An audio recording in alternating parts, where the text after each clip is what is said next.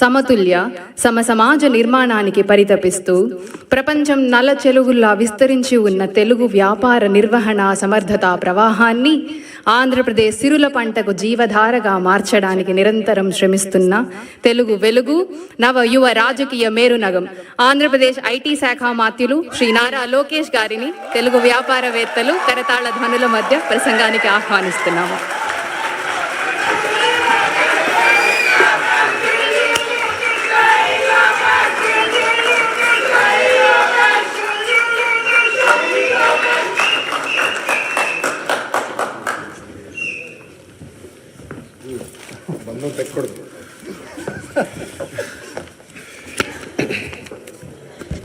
అందరికీ నమస్కారం. కరెక్ట్గా 5 నిమిషాలు ఇచ్చారు, కానీ రామ్మోహన్ నాయుడు తర్వాత మాడతాం కొంచెం ఇబ్బంది. మనోడు మొదలు పెడితే ఆపడు. మిమ్మల్ని అందరూ చూసిన తర్వాత జ్యూరిక్లో ఉన్నానా జోపాలంలో ఉన్నానా డౌట్ నాకు వచ్చింది. ఎందుకంటే ఈరోజు మండే ఆఫ్టర్నూన్ ఇంతమంది వస్తారని మేము ఊహించలేదు. కానీ సెలవు పెట్టారు, డుమ్మా కొట్టారు. కానీ ఈరోజు గౌరవ ముఖ్యమంత్రి చంద్రబాబు నాయుడు గారు ఏం చెప్తారని వినేదానికి పెద్ద ఎత్తున ఇక్కడ తరలి వచ్చిన యూరోప్ ఎన్ఆర్ఐ టీడీపీ సభ్యులందరికీ పేరున నా హృదయపూర్వక నమస్కారాలు.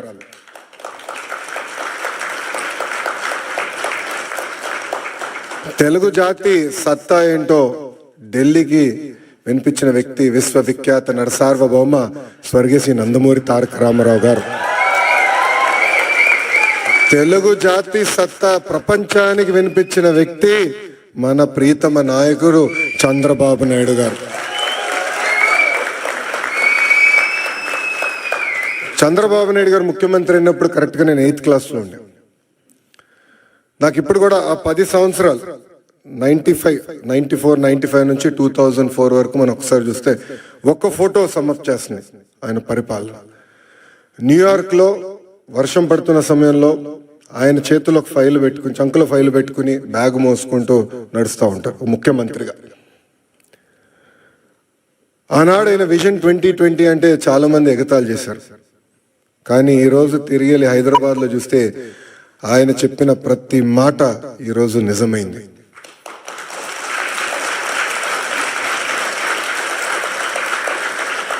బాబు గారు 4వ సారి ముఖ్యమంత్రి అయ్యారు. కానీ రాము అన్నట్టు మా అందరికన్నా స్పీడ్. సో రాము అడిగాడు, అన్నా నువ్వు ఢిల్లీ ఫ్లైట్లో వస్తున్నా అంటే, డోస్ నీకు జాలేరా, నేను వద్దా ఫ్లైట్లో, నేను బాంబే నుంచి వస్తానని చెప్పా. కరెక్ట్గా విఐపి లాంచ్లో దిగిన తర్వాత అడిగా రాముని, ఎలా ఉందిరా ఫ్లైట్ అంటే, అన్న పడింది నాకు అన్నాడు.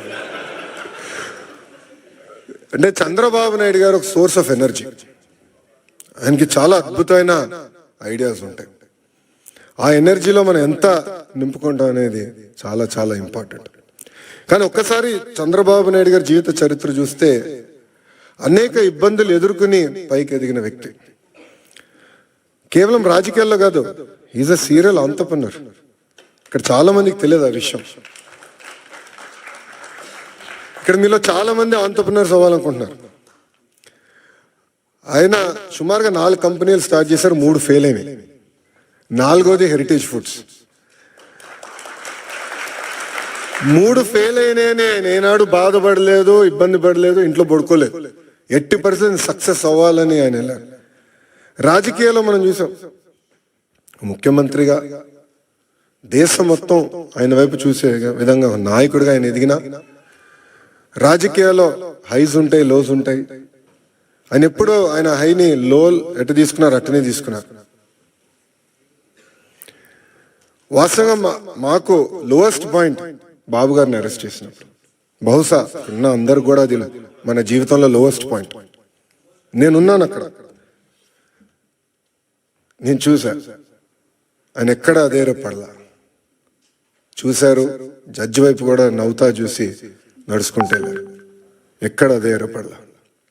52 రోజులు ఆయన బంధిస్తే మేము వెళ్ళేవాళ్ళం ములాఖాత్కి. మళ్ళీ అక్కడ కూడా మాకు అక్షంతలు పడేది. మొత్తం ఆయన చదివేసేవారు డాక్యుమెంట్లు, నోటింగ్స్తో సహా మాకు చెప్పారు, ఇక్కడ మీరు వీక్గా ఉన్నారు, ఇక్కడ చూసుకోండి, ఇక్కడ జాగ్రత్తగా ఉండండి. ఎప్పుడు అధైర్యపడలా. ఆయన బయటకు వచ్చిన తర్వాత కూడా ఒక సింహంలాగా వచ్చారు. ఆ విజువల్స్ మనందరం చూసాం. ఇది మీ అందరికి ఎందుకు చెప్తున్నానంటే, జీవిత ప్రయాణాల్లో మనందరం అనేక ఇబ్బందులు ఎదుర్కొంటాం. ఒక ఆంటర్‌ప్రెన్యూరియల్ జర్నీ అవ్వచ్చు, పొలిటికల్ జర్నీ అవ్వచ్చు, మనందరం అనేక ఇబ్బందులు ఎదుర్కొంటాం.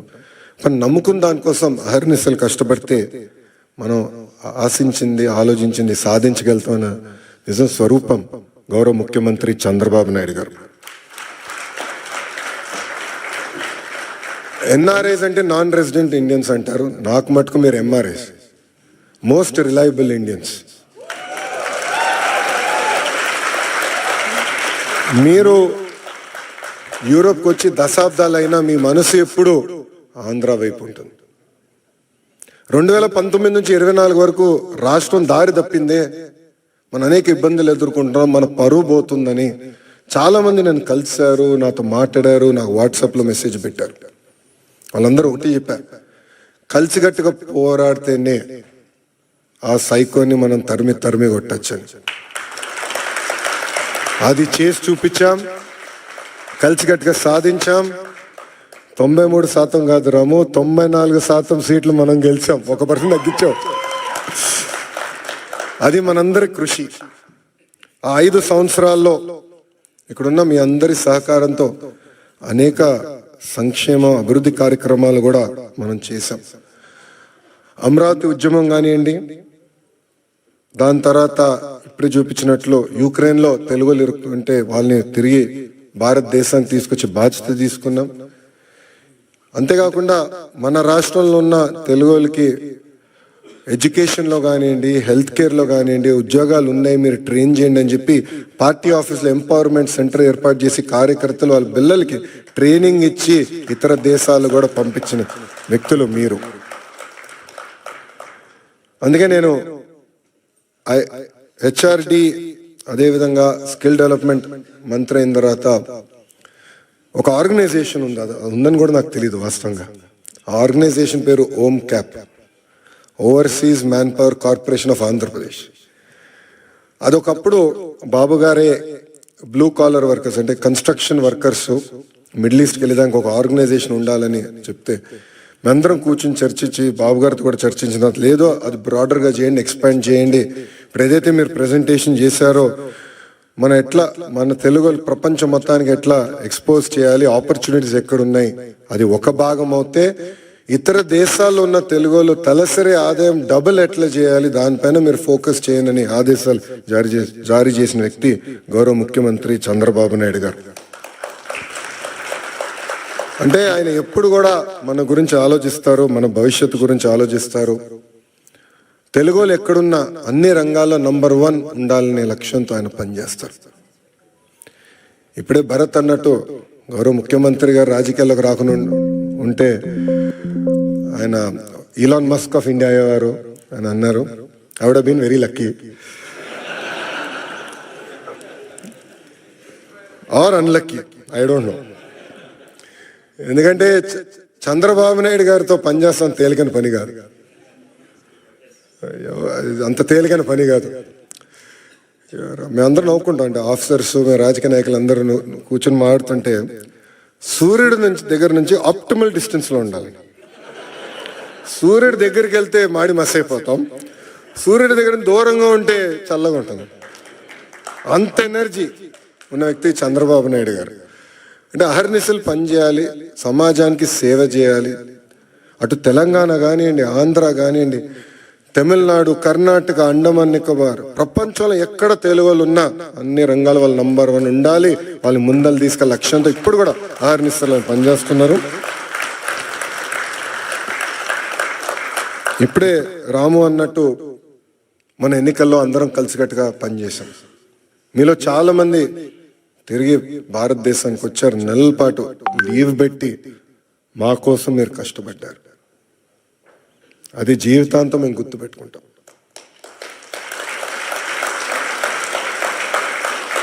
ఎందుకంటే మీరు అందరు ఇక్కడ ప్రొఫెషనల్స్ ఉన్నవారు, ఇలా ఆంటర్‌ప్రెన్యూర్స్ చాలా తక్కువ మంది ఉంటారు. సో ఒక 2 నెలలు 3 నెలలు ఆఫ్ తీసుకుని వస్తాం అనేది తేలికని పని కాదు, కానీ మీరు వచ్చారు.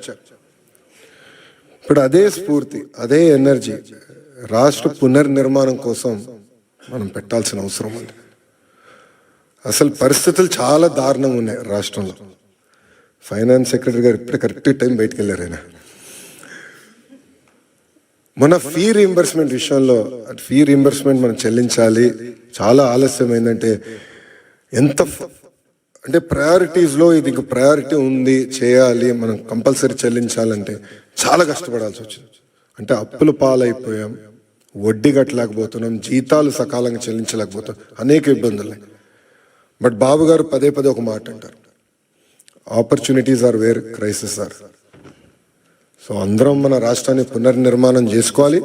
ఇప్పుడే రామ్ ఒక మంచి మాట అన్నారు, తెలుగులో ఆంధ్ర రాష్ట్రాన్ని వదిలేసి ఇతర దేశాలకు వెళ్ళి నంబర్ 1 అయ్యారు, కానీ ఆంధ్ర రాష్ట్రం వెనుకబడి ఉంది. ఇప్పుడు తిరిగి రండి, పునర్నిర్మాణం చేద్దాం, కలిసికట్టుగా కష్టపడదాం. 5 సంవత్సరాలు, ఎక్కువ సమయం అవసరం లేదు, 5 సంవత్సరాలు ప్రపంచానికి మళ్ళీ ఆంధ్ర రాష్ట్రం అంటే ఏంటో చేసి చూపించుతామని ఈ సభాముఖం మిమ్మల్ని అందరినీ కోరుకుంటూ, ఇప్పుడే భరత్ చెప్పినట్లు ఎకనామిక్ డెవలప్మెంట్ బోర్డు ఉంది. ఎవరైనా పెట్టుబడులు పెట్టాలన్నా, ఇంటరాక్షన్ చేయాలన్నా ఒక ఆర్గనైజేషన్ ఇప్పుడు క్రియేట్ చేసాం. That will be your single port to call. అదేవిధంగా ఓమ్ క్యాప్లో కూడా కొత్త లీడర్షిప్ తీసుకొచ్చాం, వాళ్ళతో కూడా మీరు కోఆర్డినేట్ చేయొచ్చు. ఇక్కడ చాలా మందికి నా వాట్సాప్ నంబర్ ఉంది, చాలా మంది నాకు మెసేజ్ పెడతా ఉంటారు. మీ ఫీడ్బ్యాక్ కూడా మాకు చాలా చాలా అవసరం. కేవలం అభివృద్ధి కాదు, రాజకీయ పరంగా కూడా మీ ఫీడ్బ్యాక్ మాకు చాలా చాలా అవసరం. Time to time me feedback తీసుకుని ఒకవేళ దారి తప్పుతున్నా అంటే మళ్ళీ సరైన దారిలో పెట్టాల్సిన బాధ్యత కూడా మన పైన ఉంటుంది. సో ఆ ఫీడ్బ్యాక్ కూడా మీరు ఇవ్వాలని సభాముఖంగా కోరుకుంటూ, ఒక మిత్రుడు కూర్చున్నప్పుడు చూపించాడు, ఒక అతని పేరు ఎర్ర బుక్ గురించి చూపించాడు. పాదయాత్రలు ఎర్ర బుక్ గురించి మాడితే ఎవడు పట్టించుకోలేదు. అబ్బా ఎన్నికలైన తర్వాత అది నిన్న దాంట్లో డౌట్ వద్దు. మీరు చూస్తే నేను పాదయాత్రలో చాలా స్పష్టంగా చెప్పాను, ఎవరైతే చట్టాన్ని ఉల్లంఘించి ప్రజల్ని కార్యకర్తల్ని ఇబ్బంది పెట్టారో వాళ్ళని వదిలేది లేదు అని చెప్పారు. ఒక్క నిమిషం ఆగండి, ఇంకా ఇప్పుడే కాదు. అది ఎందుకు చెప్పానంటే అండర్లైన్ ఉంది అక్కడ, చట్టాలు ఉల్లంఘించారు. నేను ఎస్టాబ్లిష్ చేయాలి, ఇది కక్ష సాధింపు ప్రభుత్వం కాదు, కానీ నేను ఎస్టాబ్లిష్ చేసి యాక్షన్ తీసుకుంటాం. దాంట్లో ఎలాంటి సందేహం మీకు అవసరం లేదు. రిలాక్స్డ్గా ఉండండి, మీరు యాక్షన్ చూస్తారు. ఆల్రెడీ మొదలైంది, పూర్తి కూడా చేసే బాధ్యత మేము తీసుకుంటాం. చివరిగా ఇంకా నేను ఇప్పటికీ చాలా మాట్లాడా, గౌరవ ముఖ్యమంత్రి గారు మైక్ ఇవ్వాలి. చివరిగా మిమ్మల్ని అందరూ కోరేది, గౌరవ ముఖ్యమంత్రి గారు స్పీచ్ అయిన తర్వాత నా కోరిక మేరకు గౌరవ ముఖ్యమంత్రి గారు అందరితో ఫోటోలు దిగుతున్నారు. ఒక్క నిమిషం దయచేసి క్రమశిక్షణతో మళ్ళీ అందరూ చనిపోయిన పడితే మీకు తెలుసు, చాలా జాగ్రత్తగా ఉండాలి. అందరూ డ్యాష్ పైకి రండి, 1 by 1 నీట్గా ఫోటోలు దిగి మళ్ళీ భోజనం కలవచ్చు. ఇప్పటికీ బాగా ఆలస్యమైంది. ఈ మీటింగ్ అయిన తర్వాత మళ్ళీ గౌరవ ముఖ్యమంత్రి గారు డావోస్కి వెళ్ళాలి, ఇండియా పెవిలియన్ ఓపెనింగ్కి వెళ్ళాలి. సో మీ అందరి సహకారం ఉండాలని మిమ్మల్ని అందరినీ కోరుకుంటూ, నాకు ఈ అవకాశం ఇచ్చిన మన ఎన్ఆర్ఐ టీడీపీ సభ్యులందరికీ పేరు పేరున నా హృదయపూర్వక ధన్యవాదాలు తెలుపుకుంటూ మీ అందరి నుంచి సెలవు తీసుకుంటాను. జోహార్ అన్న ఎన్టీఆర్, జోహార్ అన్న ఎన్టీఆర్. చంద్రబాబు నాయుడు గారి నాయకత్వం, చంద్రబాబు నాయుడు గారి నాయకత్వం.